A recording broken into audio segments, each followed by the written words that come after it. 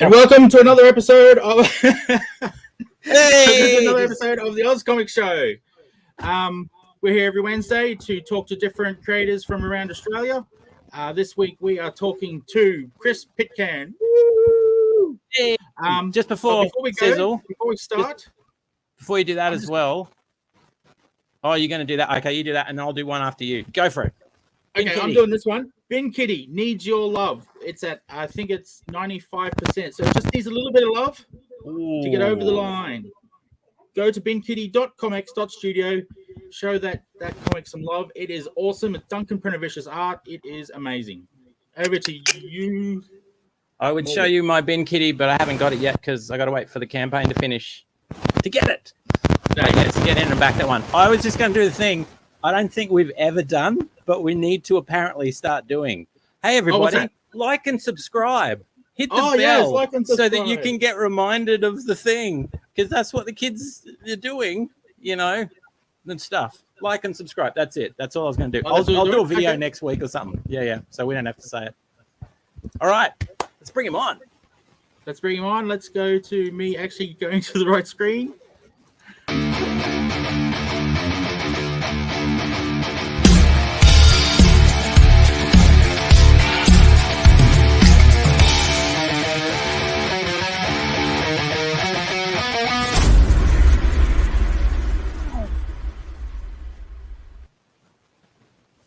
Hey. Lane's already seen evening. Hello, Chris. Hello. Welcome, Chris. Welcome to the ComX Show. Awesome fun times. And Thank you. It's good so to be on here. and so forth. Excellent. Thanks. Hey, look at that. Like a round welcome. For everybody. Hello. All right. Well, let's get straight into it. Oh, God. We're all four hats tonight? Yes. Is that Yeah, correct? Yes. We're all I have hats. a hat. It's a hat. I have a hat. Go the hats. All right. Very good. It's iconic. It is. It's part of the look. It's You have to curate a look. It's interesting that you say that, because my first question, we get really deep into it already, is about the fashion. Now, I will admit, people may not think this looking at the way I present myself every week, but fashion is a bit of a mystery to me. I do not get it. I don't understand it. I do not like it because I do not get it. And I'm the kind of man that will buy 50 shirts the same color if they fit and they're okay. So tell me about, because we know that you started in fashion to some degree, particular drawing. Tell us about your journey and where the artistic sort of journey started for you.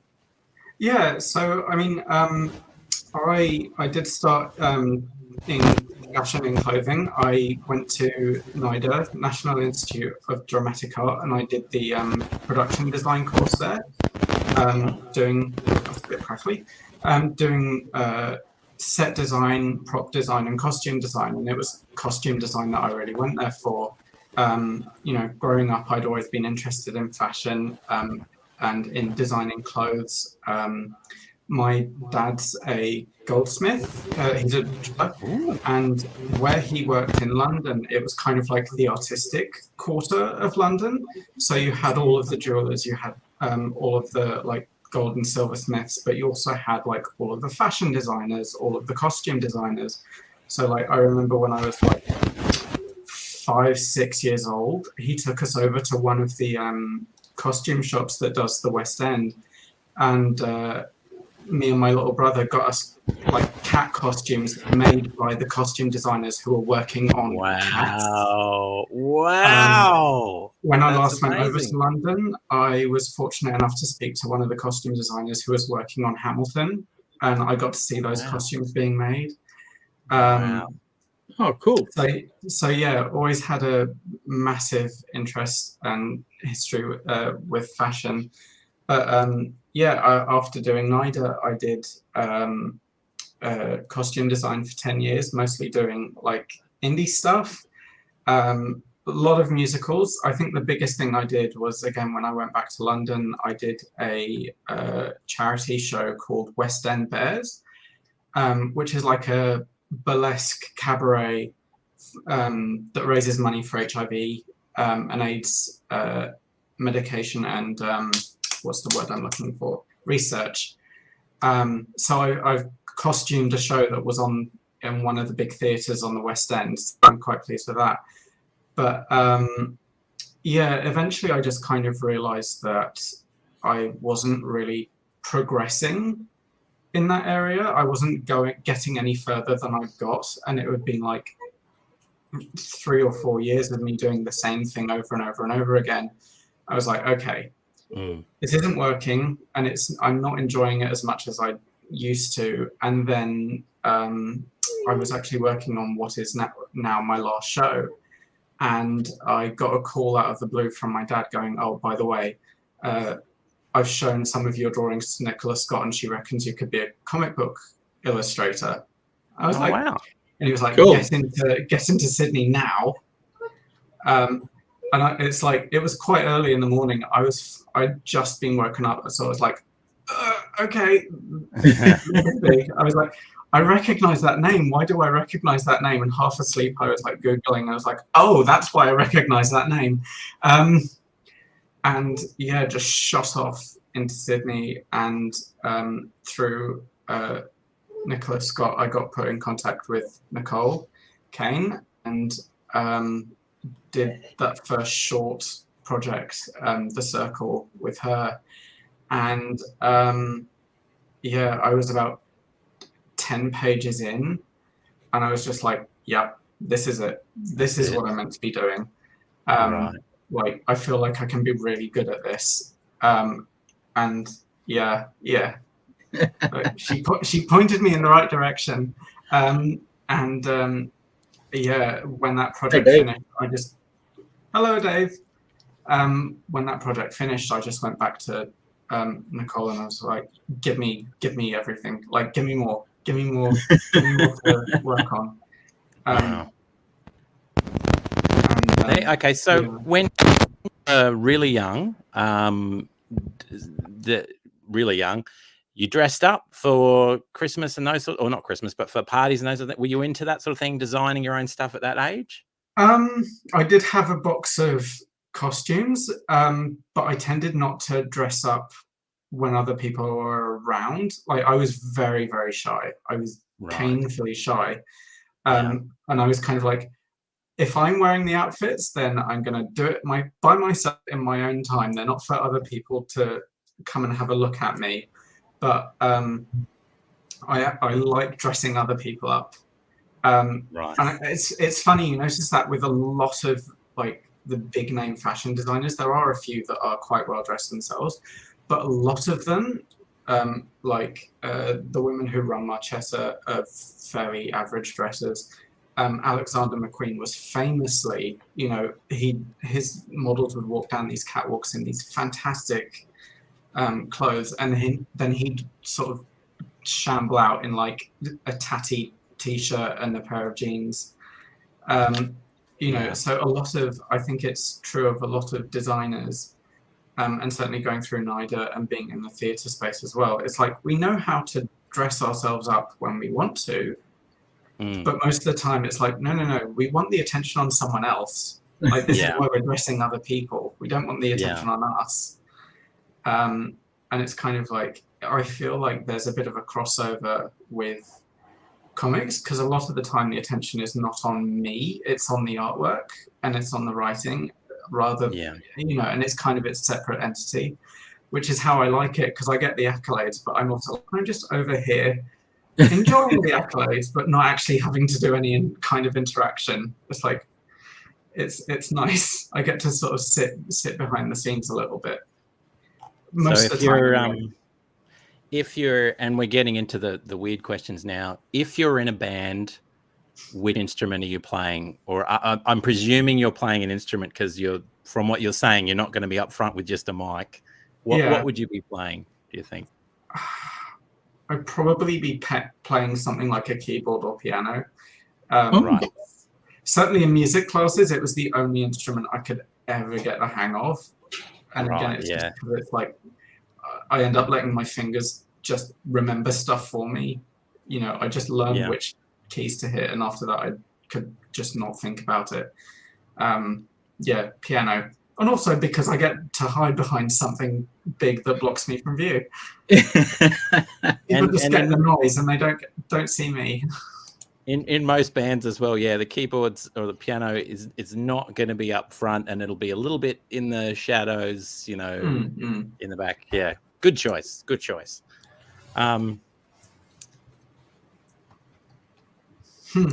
Yeah. Yeah, kind of.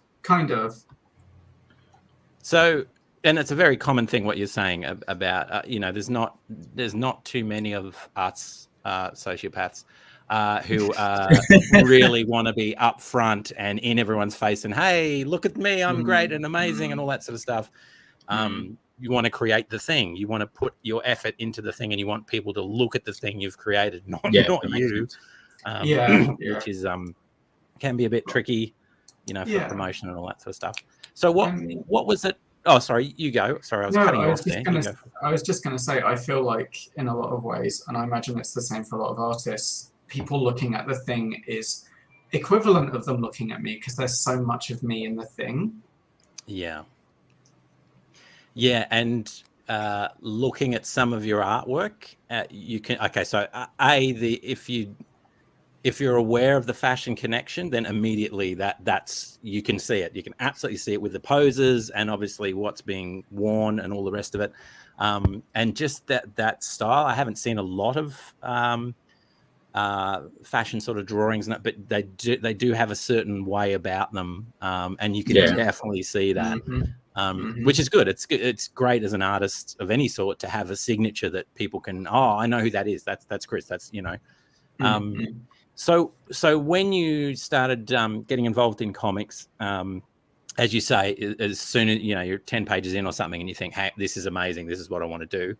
What is the draw card? What's the thing where you that really does it for you, that you love about it?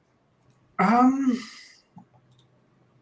think part of it is that I like the act of telling stories. I'm not a very good writer though. Looking back, I have always dabbled in comic making. Like I've got, it's not here, it's at my parents' house in a box. But like one of my earliest sketchbooks I've got is a 120-page sketchbook that is just a comic all the way through. Oh, wow. And that was from when I was like 13. Right. And it's, you know, split up into chapters, and each chapter is about 5 pages long, and there's, you know, 10 panels on each page, so it's absolutely terrible. But you know, it's kind of something I always kept coming back to, but because I really don't like writing, for ages I never approached it as a possible career. And it's actually very much the same thing that I initially liked in costume design. It was that using visuals and using my abilities to tell stories and to kind of evoke emotions, to put ideas across, to get people to think about things or feel things. You know, I kind of feel like when I was doing theatre, I wanted you to be able to tell what a character's story was the second the actor walked out on stage. Like that was the aim, that you could see what their story was just from what they were wearing. Oh, cool. And it's kind of the same with comics. Like my aim is always, you know, this is going to sound awful, but to kind of make the writer redundant. Like you should be able to take the text out and still be able to read it and understand what's going on, just from what the drawings are. And you know, it's like one of my favorite pages that I did for Fox and Hound, which I think I sent you, is the 4-panel one, just these 4 panels going down of them after a traumatic event, and they're just kind of trying to get over it and deal with it. And it was very much inspired by this comic page from a Nightcrawler comic. Okay. And they talk about it in the second X-Men film on the extras, and the page itself, it's after Nightcrawler disappears from the circus he was at, and it's the 2 women who are part of his adopted family and they've realized he's gone. They don't know where he's gone, but the entire page is just them reacting, and there's no text.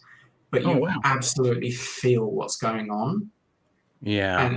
And it's that kind of thing I really like doing and keep trying to do. And I feel like the reason comics was such a draw was because I got to do that to a greater extent than I could do in theatre. Cool. And plus, I could do it all without leaving the desk. Like, I didn't have to go. We'll show people what you're talking about, because I think I know the picture you mean. Yeah, that's the one. Yeah. Yeah, and I'm a big fan of having pages that don't have lettering on them, and that particularly when there's an emotional component or a really, strong message that you need to get across. And words sometimes just get in the way. It's interesting what you're saying about the costume design side of things as well, and how when a character walks out, you want people to be able to immediately sort of there's a thing with I suppose set design or narrative theory or all that sort of stuff as well. So nerd alert if we need to do a nerd alert. There's this whole thing about certain in folk tales and biblical stories and those sorts of things. There's this idea of spaces that are or areas that are kind of negative or positive spaces. So certain things that happen in certain areas are bad, and other areas are good. Other areas are social. So it's almost like once the stage is set and characters come on, something bad's going to happen because the set is already telling you. And the same sort of thing with characters coming in.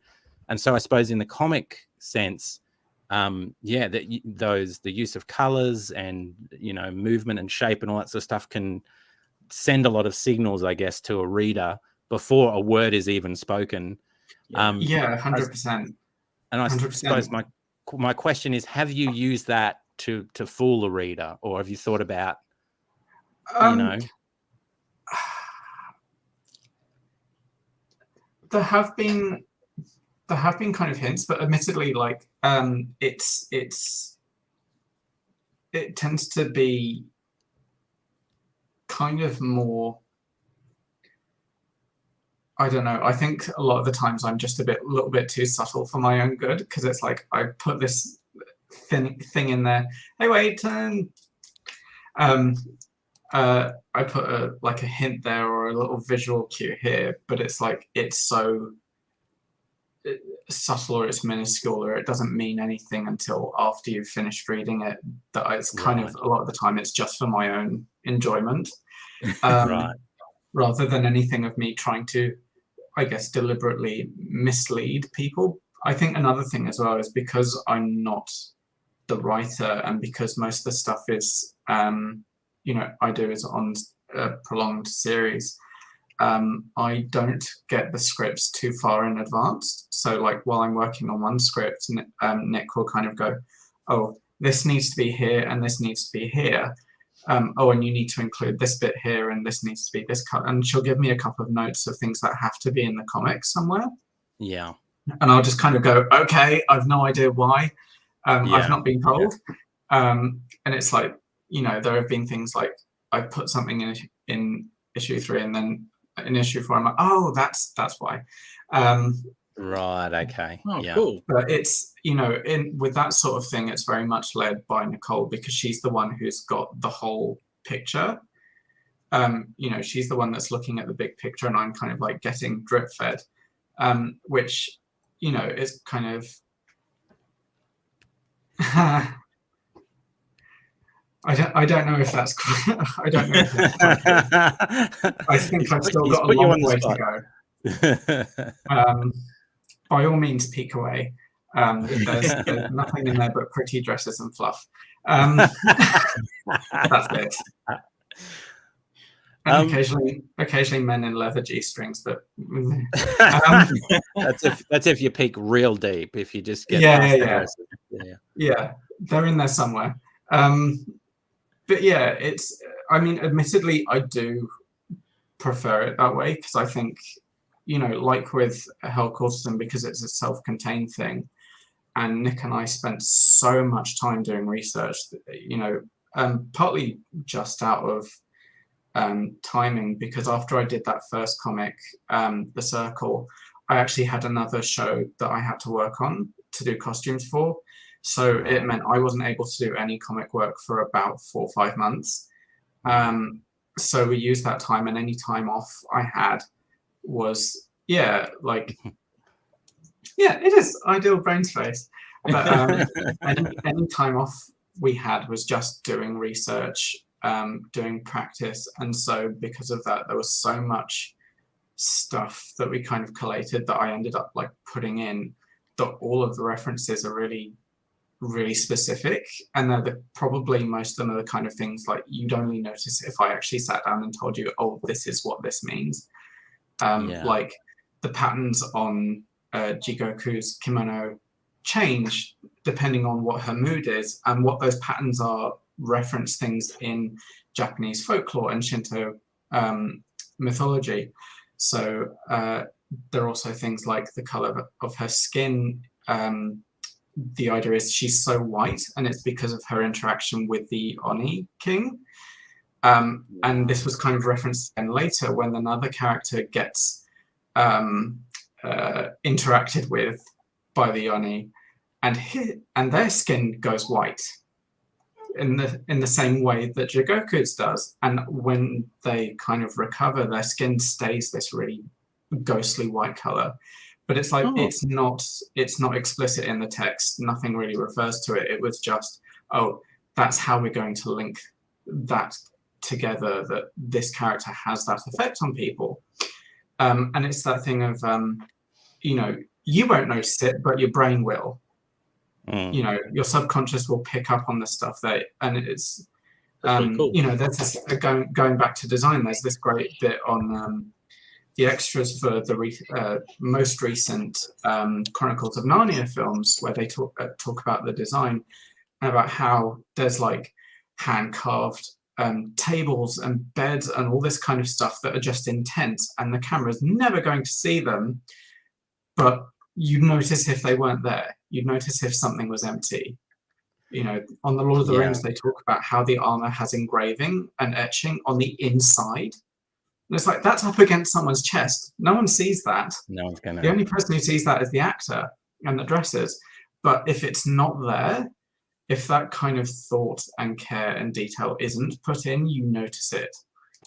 And I know whenever I look back on my own work, and the worst time is when I go, could have put in a little bit more effort there, and I feel, looking back at Hell Courtesan is great, because I feel like even though there are things there that I go, oh, that's a bit dodgy, or oh, that's something I've got better at, for where I was at the time, I'm so pleased with how it came out. I feel like I tried my hardest and I did the best I could. And there are other times where I look at stuff and I go, oh, that page, I can tell I was a little bit lazy that day, and it's disappointing. I feel like I could have done better if I just pulled my socks up, and that's the worst feeling. So I'm sensing a little bit of the perfectionist in there. Would I be right in that? I do have a rule that once a project is done, I don't look at it for 2 months. That's a good rule. That's because if I look at it immediately, I just pull it apart. I just tear it to pieces. It's that thing of, with time, it allows me to, it doesn't, I think of stuff like when I was doing costuming, and I'd be fine. Yes, they are amazing. I've also seen some in the exhibits. They are brilliant. Cool. The amount of detail is stunning. But yeah, like even with doing costuming, I was fine all the way from production to tech. But the second we hit opening night, I just sit in the theater like this. Yeah. I just couldn't bear to look at what I'd done, because all I would do is go, that's wrong, that's wrong, that's wrong, that needs to be fixed. And just want to pull it all apart. And I did exactly the same thing with Circle. I saw it in the print because I did Circle 4 weeks before it premiered at I think it was Supernova 2019. Yeah. like it was literally, you know, I met Nicole. She was like, here's the story we're going to try with you. And I was like, okay, great, give me a deadline or else I won't do it. You know, and that's the thing I always say as well, is like, give me deadlines, because otherwise it's just going to sit on my desk and never get done, because everything else will get in front of it. But she was like, it's 10 pages. Do you reckon you could do it in 3 weeks? And I was like, yep, I can do that. So I sat down, banged it out in 3 weeks, and yeah, saw it printed and immediately hated it. I was looking through it and going, this is wrong, this is wrong, this is wrong. Why didn't I do this? Why didn't I do this? And I did. The funny thing is, exactly the same thing happened on Hell Courtesan, but I was really lucky in that it happened about halfway through. Like I'd done all of my rough pages, I'd done all of my thumbnails for all 100 pages, and I was just starting to do the inks, and I can't remember what it was. I think I read something, and I think it was after we went to the exhibition that was on in Sydney, and I was starting to work on the inks, and I was kind of going, you know, I feel like now that I've done these thumbnails, I feel like I actually know how it should be done now, but I guess I'll just have to carry on. And then I stopped and I thought, hang on, it's not finished. I can go back and change it. And I sent a sort of slightly frantic message to Nicole going, listen, do you trust me? Because I'm going to change everything. Nothing you've seen before is relevant anymore. But the thing is, I did like 5 or 6 pages to completion and said, okay, this is what the thumbnail looked like, this is what the rough version looked like, and this is what it looks like now. Do you trust me to make these changes? And you know, she was like, yeah, go for it. Because if she hadn't, the whole process would have probably taken another month or so just to go back and make all those changes and do all that working out. But yeah, it was like this moment of going, oh, come on, idiot, you're not finished yet. You can go back and make those fixes and do it properly in the way you want it to. Whereas usually it is that thing of you kind of are so inside a project that until it's actually finished, you kind of don't get a chance to sit back and go and kind of look at it critically. And that's when you see all those mistakes. Yeah, that's why you just got to keep on going. Never look back. Never look back. How do I feel about Circle? There is one page I still like. There is one page I still feel I did really well on, and that if I did it again, I wouldn't change. Like, I wouldn't change how that page looks at all. I mean, I'd draw it better, but I'd use exactly the same layout. Everything else would need to be different now, just because I've got a much better idea of what my style is, of what you know, kind of my stamp is. Oh, okay. But also just in terms of, you know, that city is terribly drawn, these objects are terribly drawn, it's, you know, but at the same time, I feel like there are certain things that I did do well. Like, I feel like, considering I struggle with color a lot, yeah, never look back. There was actually, I can't remember which artist it was. There was a great piece of advice that I remembered reading, which was never redo your old work, because you just end up stuck in a loop, because by the time you've finished redoing it, you'll have learned that little bit more and you'll be better, and you'll want to go back and redo it all over again. You'll just get stuck in that cycle.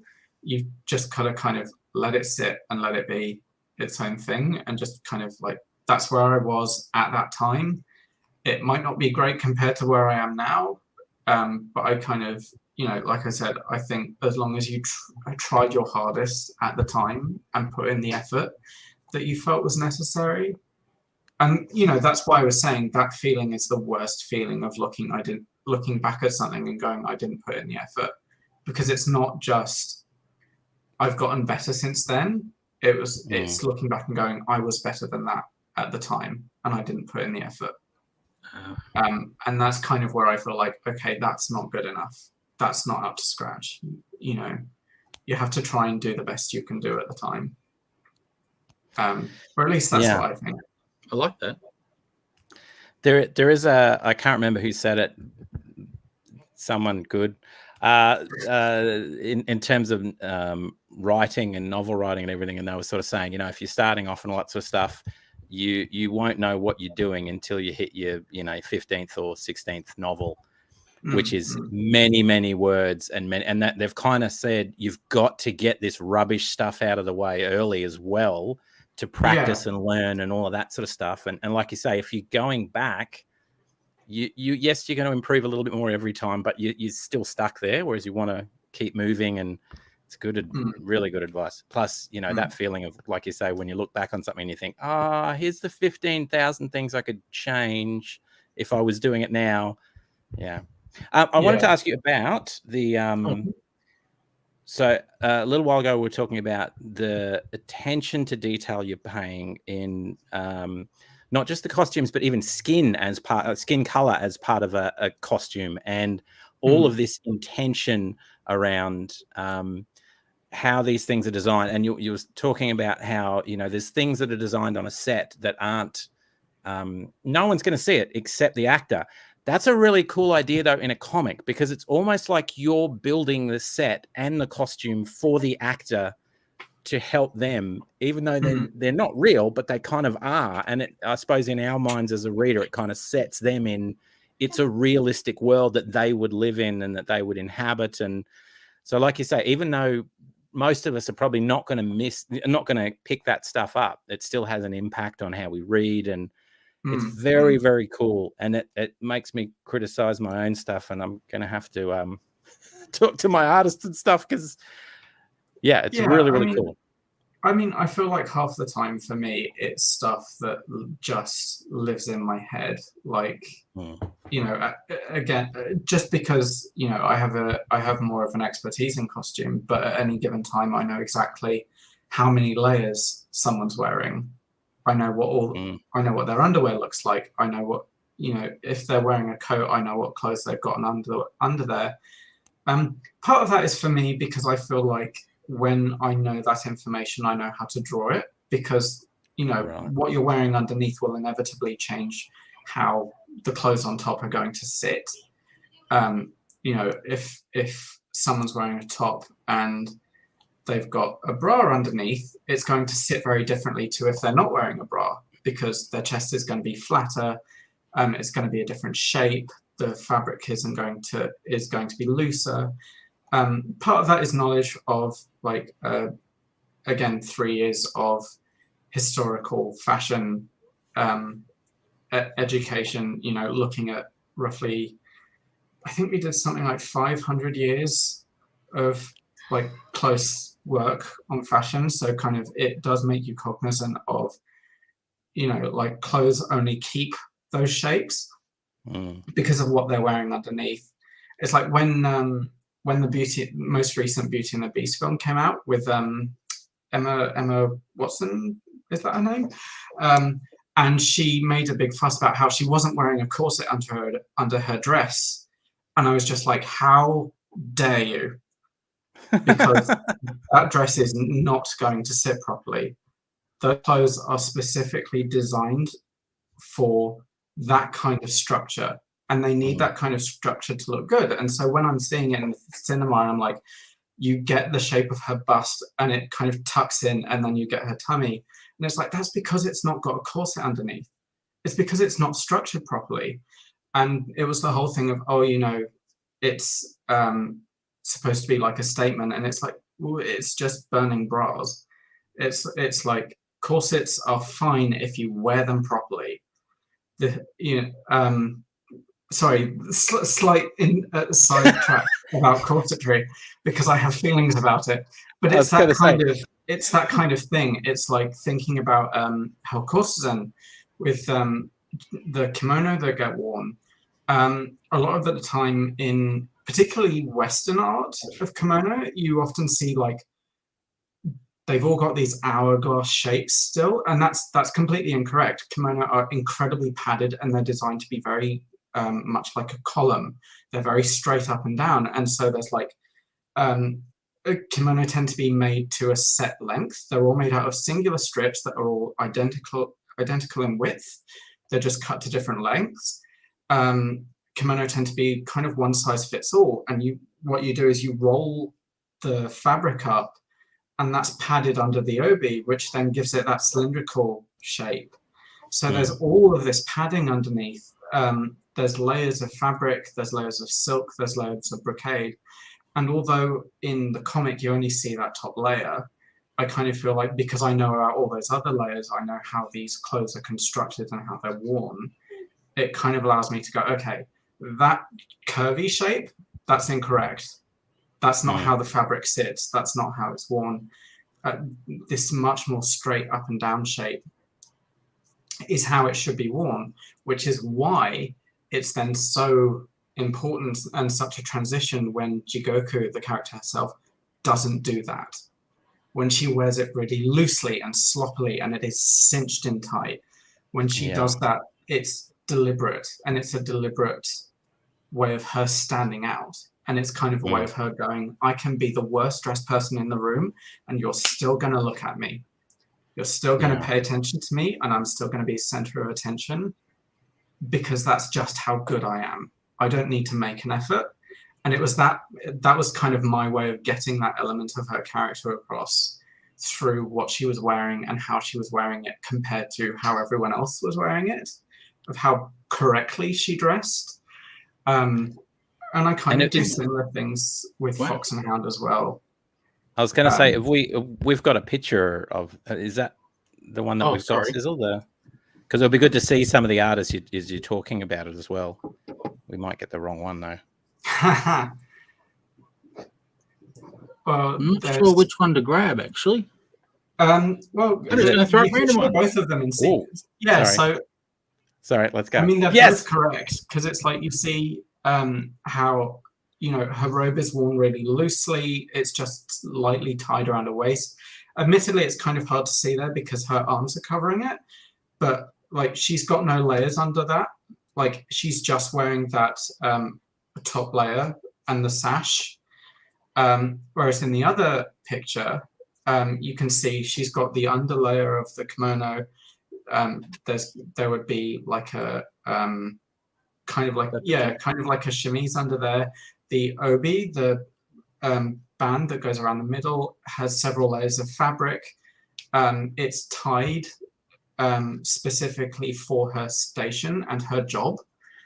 So Oiran, which is what Jigoku is, wore their obi tied at the front.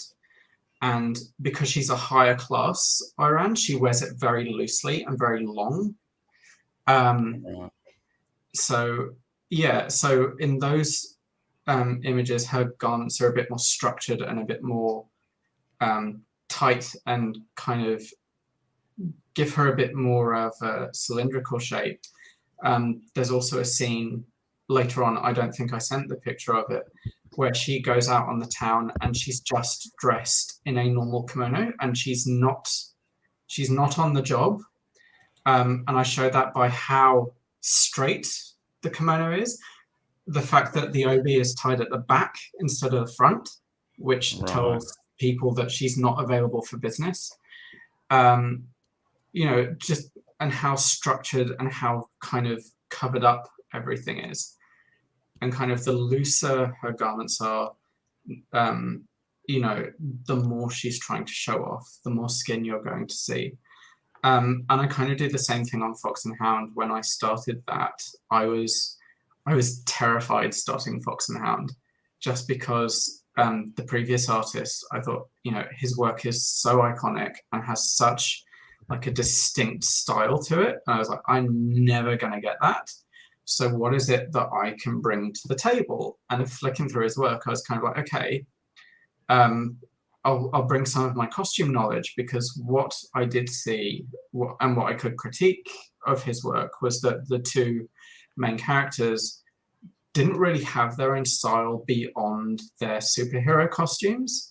Like when they were just kind of sitting around at home casually, they were dressed in an identical singlet and underwear. Like there was no real difference between them.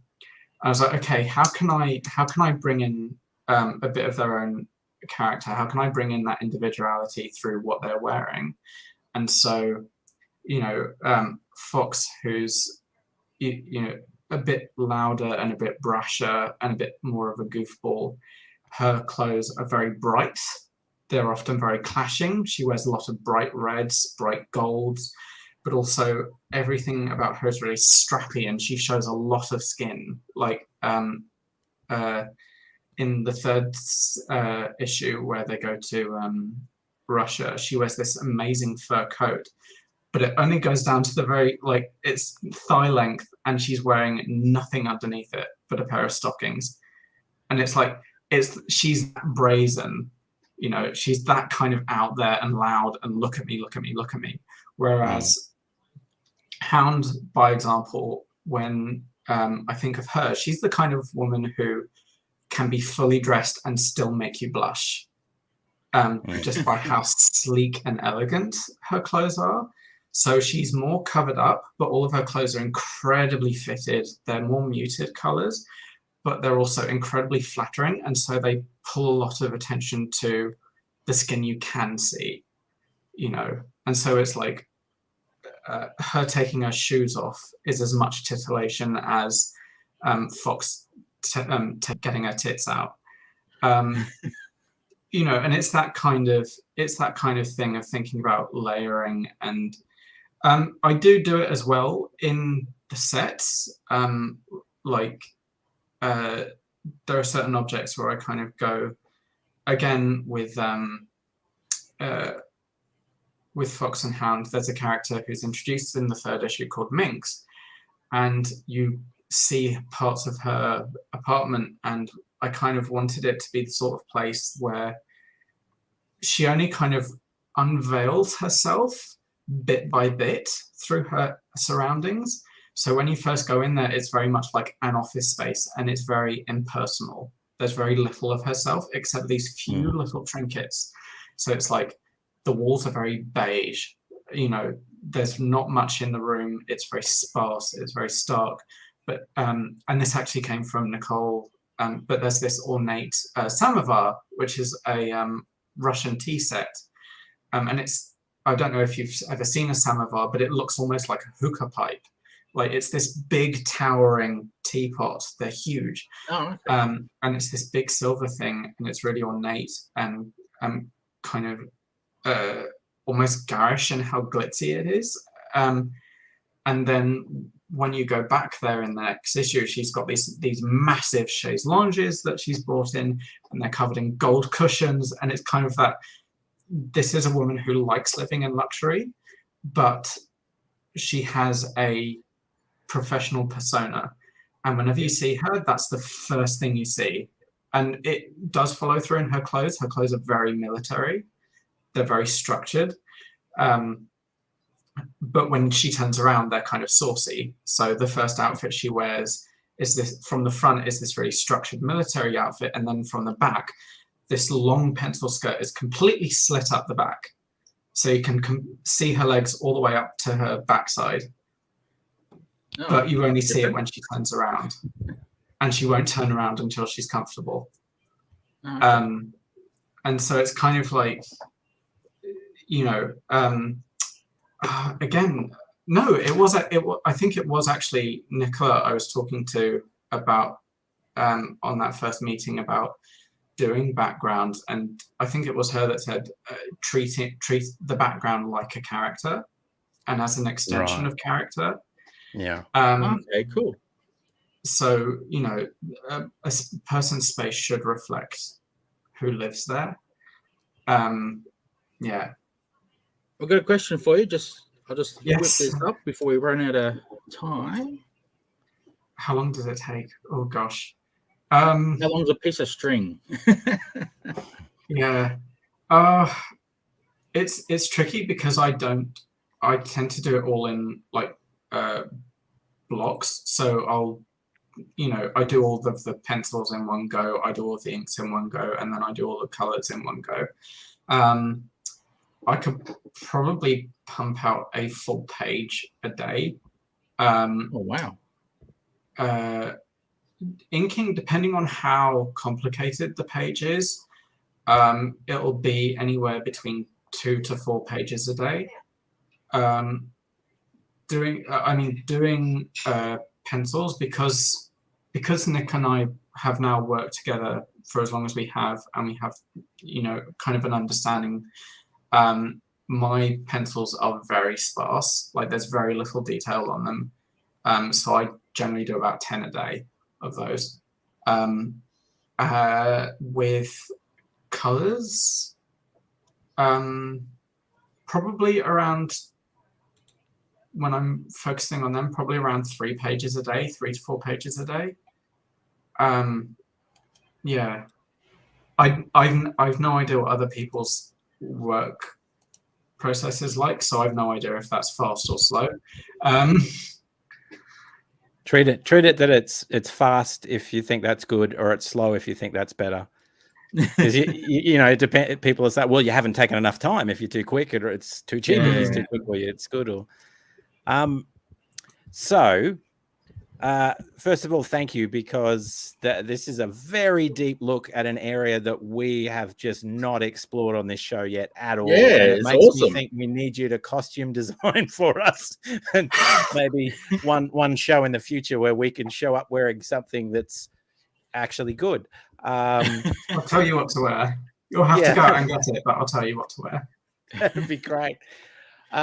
The other, so couple of questions, and I've been going around it in my head, but I think, no, I'll just ask it the way I was going to ask it. You might have to, so pick a character, pick one of the characters you've drawn. You could go Fox and Hound, or you could go more courtesan if you're wanting to be a bit more spicy. But the Red Rooster, you're in the car. We're going Red Rooster this week.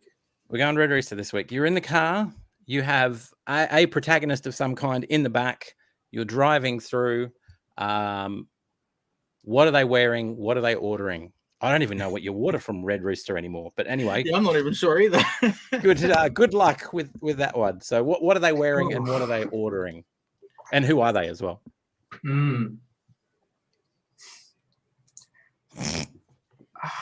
That's sorry, tricky. I just saw one of the comments from Jamie. Yes, I'll share that one.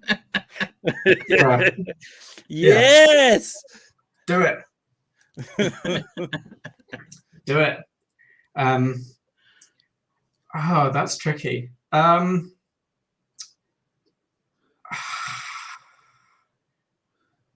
See, part of this is that I eat very little junk food, and I don't think I've ordered much from Red Rooster before. But if it was in the modern day, it would probably be Jigoku in the back. I know she'd order a lot. She'd look at the menu. She wouldn't care what it tasted like. She'd order the most expensive thing there. Right. Yeah. She'd absolutely and then she'd go home and not eat it. Like she'd eat a chip. Yeah. Because she's 100% about the look. She's like, and it's not even about the food. It's like, I'm going to spend the most money I can. Yeah. It would probably be like, do Red Rooster do roast chicken? I think they do like actual like roast chickens. Like, it would probably be something like that rather than a burger. She wouldn't. Yeah. I don't think she'd do a burger. I think she's a bit more high class than that. But she'd order something really expensive. She'd probably be wearing. She'd definitely be wearing something designer. She'd definitely be wearing a dress and heels. She wouldn't be wearing trousers. She'd also probably be wearing a coat, probably with some sort of fur trim. There'd be probably diamantes or something on it, like there'd be gemstones, so it would glitter a little bit. Yeah. I imagine she'd have short hair. If it was modern, she'd have kind of like shoulder length hair. Oh, okay. Big earrings. Very fancy boots, probably suede, because with suede you can't get it wet. Yeah. Or else it gets damaged. It'd be really expensive suede. Yeah. And There you go. something silk. That's awesome. Silk dress. And she'd order the most expensive thing on the menu and not eat it. And not eat it. Nice. I like that. That is the most comprehensive and interesting answer we've had to that question so far. And the final question before we get to the gifts, the giving of gifts. The giving of gifts is at the moment, so not of all time, but at the moment, what are you eating while you're watching what favorite film? Or what would you be eating and watching? What would that combination look like? Eating is pretty easy. Chocolate. I'm a massive chocoholic. Excellent choice. Sizzle approves. Some like chocolate cake or chocolate pudding or just a big bar of dairy milk or like Lindt or I could go on. I like chocolate. You make me hungry. Stop it. At the moment, I think my favorite film is still the 2020 version of Emma, which has bugger it. What's her name? She's really big at the moment. She was Magic in New Mutants. What's her name? Oh, yeah, I can't remember either. But I know who you're talking about. Yes. I'll have to look her up, but it's Emma. See, I saw previews for that, but I never saw it. I'll have to watch it now.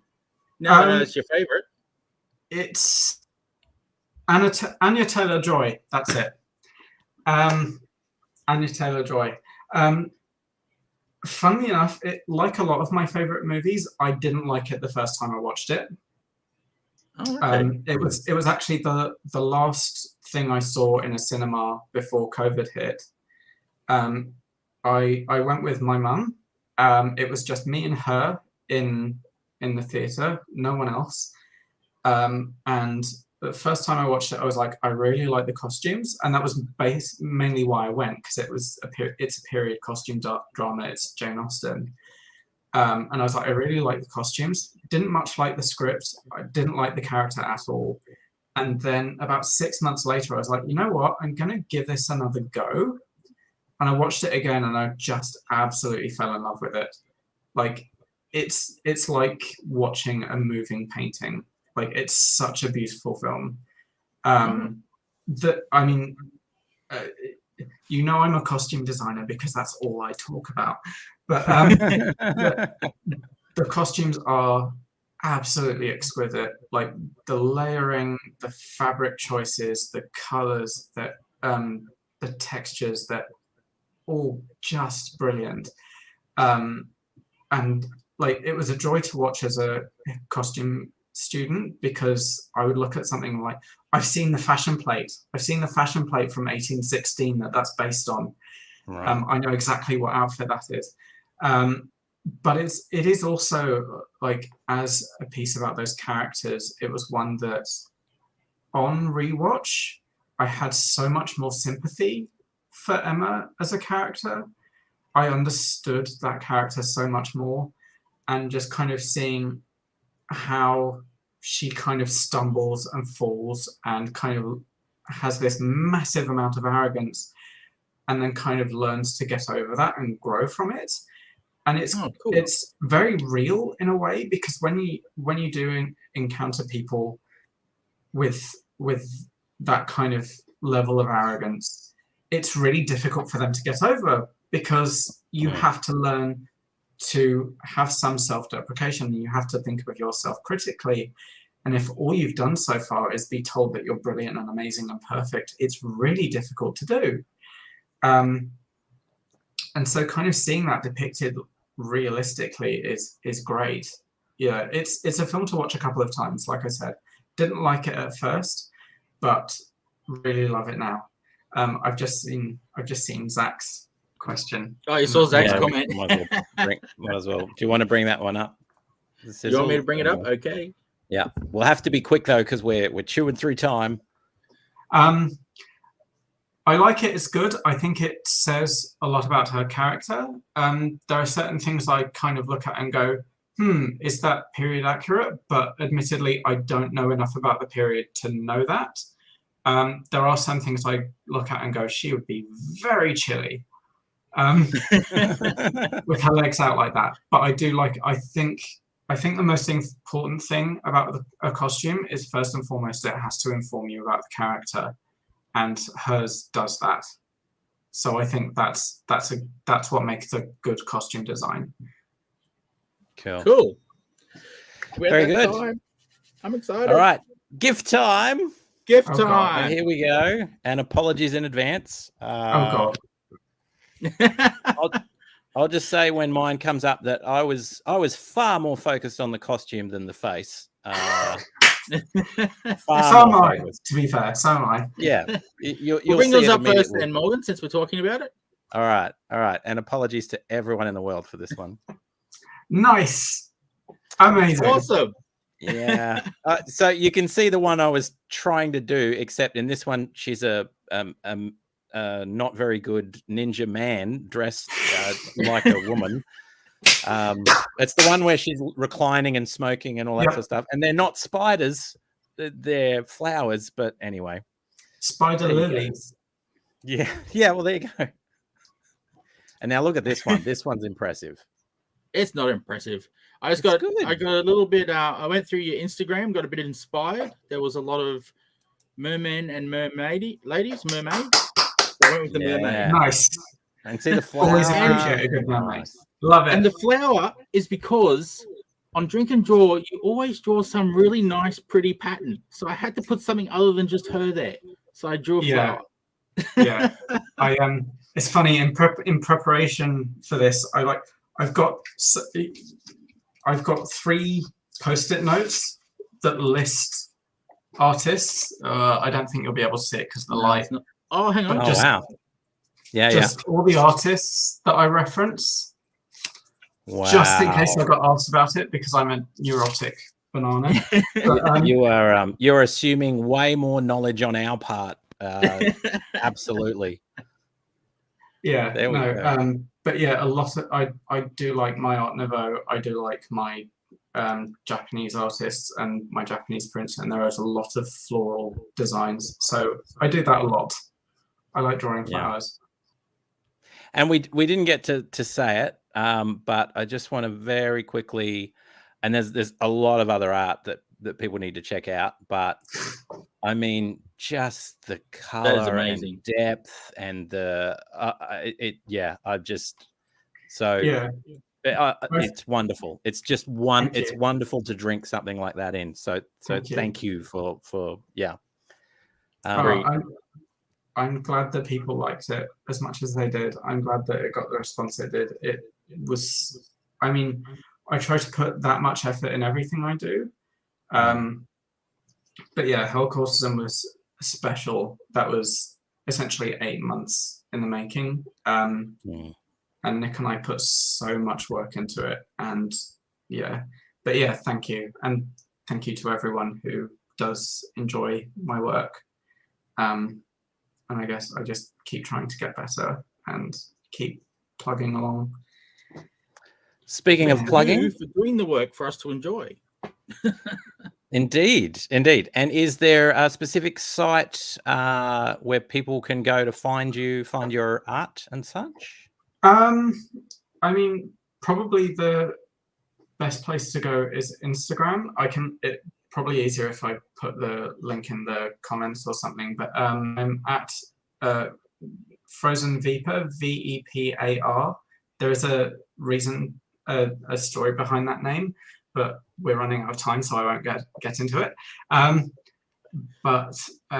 Instagram, Frozen Vapor, that's probably the best place to find me. Great. I am also on Twitter as Chris P Draws, but that's quite new, and there's not as much up there.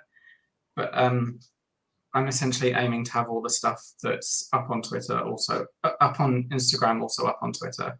So they'll kind of run simultaneously, hopefully. But that's kind of where to find me. And to find stuff that I'm working on, I'm currently working with both Nicole, who's at NSK ComX, and SK, who's a Sigma Studio, I believe. Yep. So they're the places to check out the actual comic stuff I'm working on. Cool. Fantastic. Thanks, Chris. Thank you, sir. It's been a pleasure. It's been wonderful chatting with you and illuminating. Yeah, wonderful. Awesome. Wonderful. Thank you very much. Thank you for having me. And thank you for your artwork. They're amazing. You'll have to send me the proper versions. I'll print them out and put them up on the wall. Oh no, you're getting the original from me because mine's on paper. Oh, amazing. Well, mine's on paper, but it's in a book. It's in yeah. Don't rip out the book pages. Yeah. That's terrible. It's I have a book that they all go in. Oh, yeah. Auction off to the highest bidder. One day. One day. Cool. All right. Thank you, sir. Thank you very much. Chris, when I let you out, could you write some of those things in the private chat and I'll share them at the end of the show? Yep. Cool. Thank you very much. It was great chatting with you. We're definitely going to have on you again so we can get some more info out of you. And I look forward to that. And yeah, it's time for our next section. So see you later, Chris. Bye. Bye-bye.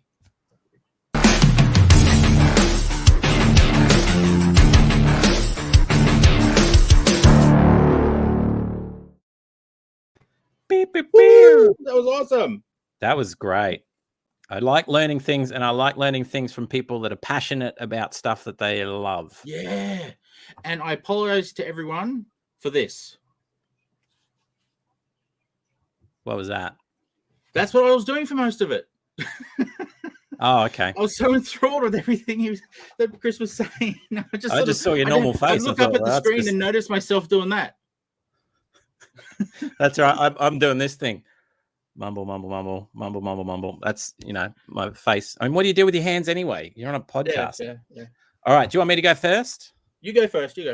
For what I read this week. So this week, now I picked this up from a convention when they were still happening before the COVID and such. Oh, nice. I've heard about this one. Yeah. So but I don't have it. Apologies if I'm pronouncing it wrong, but Paul Doe, I presume. Really cool. I'm going to show you that one. There is some language in there, so I'm not going to show you everything, but it's black and white. It's really cool, really stylized kind of art style. There's a bunch of these. There's about 6 issues. Oh, okay. It's called Machine Land. And it's basically a kind of really quirky, dark look at a young guy that dies and wakes up in a kind of weird, twisted limbo world between, the afterlife and life. Really strange, kind of almost like a twisted Mad Hatter. Who's the girl that goes down the hole? Alice in Wonderland, are you talking? Alice in Wonderland. It's like a twisted Alice in Wonderland. Sorry. I don't know what's going on with my brain at the moment. So it's like that, and some of the characters like you forgot. They're really cool. Really cool read. Really funny and really well written as well. Sometimes with this sort of stuff, you expect it to just be, out there and not really have much substance, but it's really funny, but it's also just really well written, and the artwork is amazing. So I think Machine Head, if you search Machine Head, there is a link on the back of the thing in Facebook to Destroy Your Head on Facebook. So I'm not sure if that's still around, but yeah, definitely worth it. It's a pity that I could only get that at the con and then didn't go to one for 2 years. But yeah, that was cool. That was really, really cool. That was my read this week. And mine, hang on, it's still in plastic because I put it away after I read it. I shouldn't have done that. Ooh, I know what that is. This one was a lot of fun. I got this from a Kickstarter. Let's see if I can put it on the right angle. Yeah, Apparition. The Apparition. That looks like a halftone. From Halftone, is it Productions? Yeah. Yeah, sorry, I always forget that. It's a parody. How do I know that? Because it says so at the bottom of almost every page. It's a parody for legal reasons. It's a parody. For legal reasons, it's a parody. And I've got to say, it's a crap. Oh, hang on, I'll unzoom myself.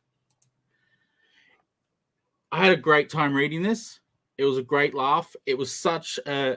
He takes such great digs at these old comics. Yeah. And just comics in general. It's not just at the one who walks, the ghost who walks.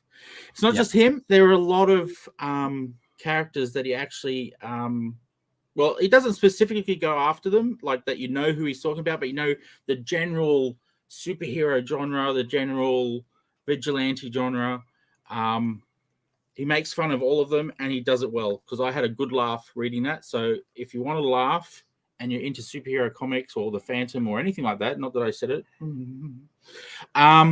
it's a great laugh. It's a great book. I would get it. I believe there's a Kickstarter coming soon for the last issue or the second issue. I don't even know how many I've got. I've just read this one, the first one. Great fun. When the next Kickstarter comes out, get this one or the two before it or the one before it, whatever it is. Great laugh. If you'd like a laugh, get it. That's what I'm saying. It was a good giggle. Sweet. A few belly laughs.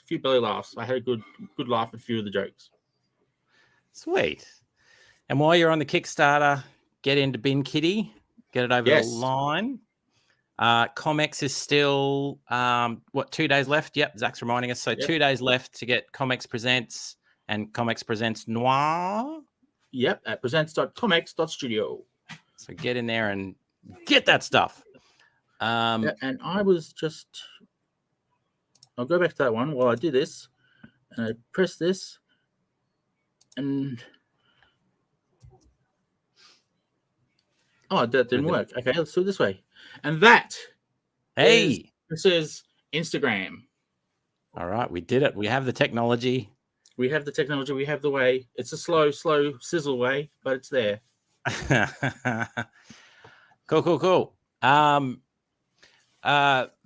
Couple of seconds for shameless promotion. Shadow's Daughter is still on Kickstarter. It's so every Aussie that backs it gets one free comic, PDF comic.